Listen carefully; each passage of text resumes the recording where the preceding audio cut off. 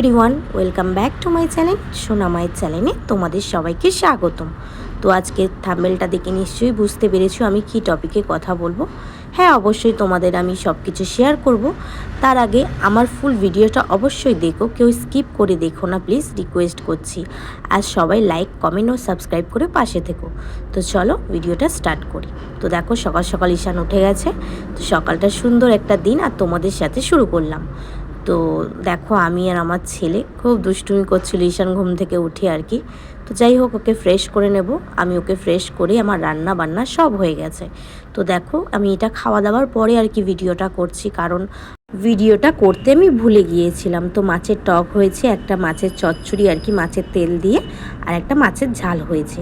তো যাই হোক, বেশি কথা বলবো না, মেন টপিকে চলে যাই।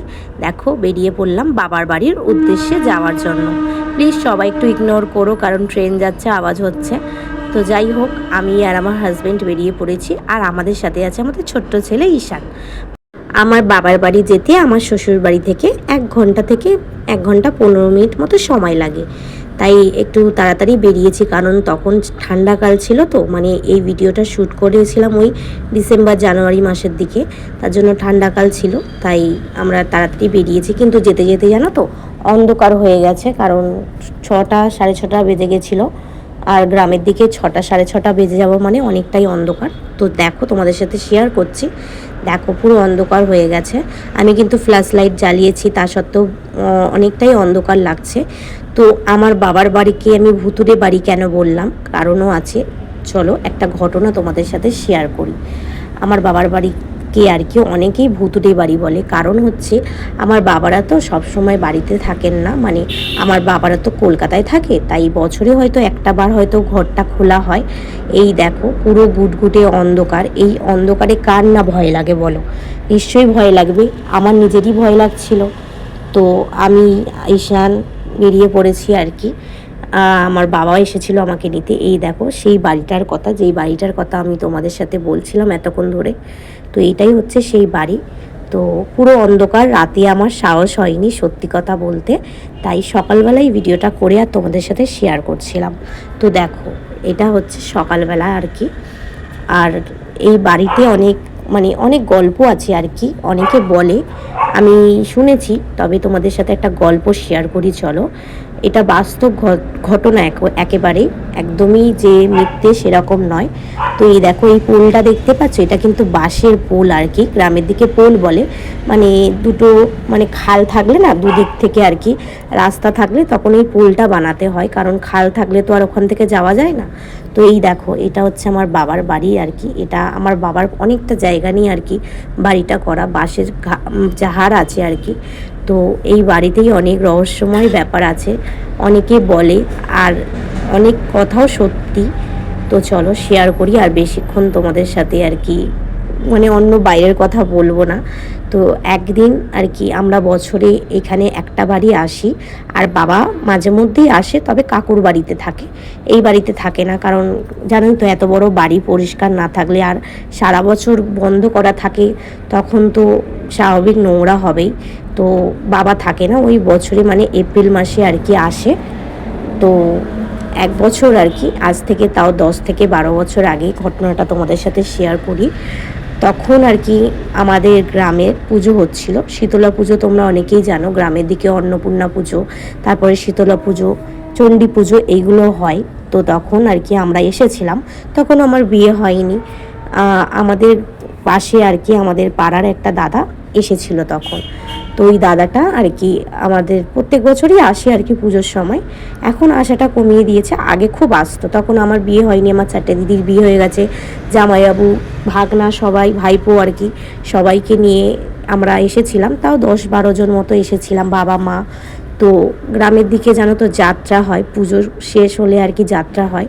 তখন গ্রামের দিকে আর কি বাবা মা পুজোতে যায়নি, মেলা ঘুরতে আর যায়নি, বাবা মা ঘরে ছিল। তো আমরা অনেক রাত করেই বাড়িতে এসেছি, আমরা ওই 12টার মধ্যেই চলে এসেছি।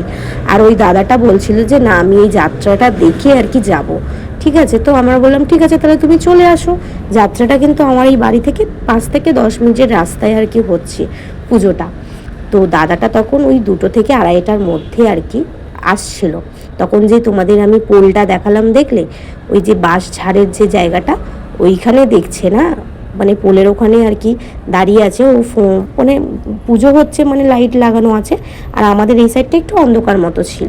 তো তখন দেখছি আর কি অত রাতে দেখছে যে দুটো চোখ আর কি জ্বলছে ওই বাঁশের মধ্যে আর কি, বাঁশ ঝাড়ের মধ্যে দুটো লাল লাল চোখ, একদম লাল চোখ জ্বলছে। বলো এটা কি সত্যি? এটা নিশ্চয়ই তোমরা অনেকে ভাবছো বাবা এটা পুরোপুরি মিথ্যে কথা, কিন্তু নয়, একদম বাস্তব কথা। ওখান থেকে দুটো চোখ জ্বলছে। তখন না দাদাটা খুব ভয় পেয়ে গিয়েছিল, দিয়ে আর নিজের ফোনের লাইটটা জ্বালিয়ে আর দেখছে যে হ্যাঁ কোনো মুখ বা কিচ্ছু নেই, দুটো চোখ, জাস্ট দুটো গোল গোল চোখ লাল হয়ে জ্বলছে। দাদাটা ভয়ে চিৎকার করে উঠেছে। দিয়ে তখন আমার বাবা আবার গেছে, অত রাতে চিৎকার করেছে মানে বুঝতেই পারছো অনেক জোরে চিৎকার করেছে। তো তখন আর কি আমার বাবা সব জামাইবাবুরা বেরিয়েছে, তখন বলছে এই কী হয়েছে রে? তখন বলছে এরকম এরকম ব্যাপার। তখন বলছে না ভয় পাওয়ার কিছু নেই, এত বছর বাড়িটা বন্ধ থাকে তো কেউ থাকে না বাড়িতে আর কি, আর সকাল থেকে লোক যাওয়া আসা করে, কিন্তু রাত হয়ে গেলে না এখান থেকে সেরকম লোক আর কি যাওয়া আসা করে না, কারণ পুরো অন্ধকার। বাস্তুটা দেখেই বুঝতে পারছো তোমরা, পুরো অন্ধকার থাকে, এত বড় একটা মানে বাস্তু, লাইট না জ্বললে কেমন লাগে বলো তো অন্ধকারে। তো এই একটা ভুতুরে গল্প তোমাদের সাথে শেয়ার করলাম, তাই তোমাদেরকে আমি বলছি আর কি যে ভুতুরে বাড়ি কেন বলছি, এই অনেক ঘটনা আছে এই বাড়ির। তোমাদের সাথে একটা ঘটনা আমি শেয়ার করলাম। এই বাড়িতে অনেক রহস্যময় ব্যাপার আছে, সব কিছু তো সোশ্যাল মিডিয়াতে বলা উচিত নয়, তাই বললাম একটা ঘটনা। তোমরা অনেকেই হয়তো বিশ্বাস করবে বা করবে না, কিন্তু এটা একদম বাস্তব কথা। ওই দাদাটার সাথে যদি কোনোদিন আমার দেখা হয় তোমাদের সাথে আমি এই ঘটনাটা শেয়ার করব আবার ওনার মুখ থেকে। তো দেখো এটা হচ্ছে আমার কাকুদের বাড়ি আর কি, দেখতেই পাচ্ছ বেশি দূর নয়, কিন্তু এই আমার কাকুর বাড়ি আর এই হচ্ছে আমাদের বাড়ি আর কি, আমার বাবার বাড়ি। তো বাড়িটা আমি বন্ধ থাকে তো, আর পুরো মাটির বাড়ি, অনেকটা জায়গা জুড়ে সেই যে বাঁশঝাড় ওখান থেকে নিয়ে পুরো এত দূর আমার বাবার জায়গা আছে। তো কেউ না থাকলে, ঘরদোর বন্ধ থাকলে স্বাভাবিক এইগুলো মনে হয়। তো আমরা কোনোদিন দেখিনি, তবে অনেক গল্প শুনেছি, তাই তোমাদের সাথে শেয়ার করলাম ভুতুরে বাড়ির ঘটনাটা কি। তো যাই হোক, তোমাদের কেমন লাগলো, আর তোমাদেরও যদি কোনো ভুতুরে ব্যাপার থাকে কোনো কিছু, তাহলে অবশ্যই আমাকে একটা কমেন্টের মাধ্যমে জানিও, আর বলো যে ঘটনাটা কি হয়েছে। তো যাই হোক, আমার ব্যাকগ্রাউন্ডের মিউজিক বা সাউন্ডটাকে ইগনোর করো, কারণ বাড়িতে সবাই থাকে, আর আমার বাড়িতে একটা কুকুর আছে, সে চিৎকার করছে। তো যাই হোক, বেরিয়ে পড়লাম নিজের বাড়ির উদ্দেশ্যে আর কি, শ্বশুর বাড়ি যাওয়ার। তোমাদের সাথে এই ছোট্ট গল্পটা শেয়ার করলাম, ভুতুরে বাড়ি কেন বললাম। তো অবশ্যই তোমাদের মতামত আমাকে জানিও, আর তোমাদের যদি ভিডিওটা ভালো লেগে থাকে তাহলে অবশ্যই একটা লাইক, কমেন্ট ও সাবস্ক্রাইব করে পাশে থেকো প্লিজ, কেউ স্কিপ করে দেখো না। তো আজকের ভিডিওটার এখানে সমাপ্তি করলাম, এখনকার মতো টাটা।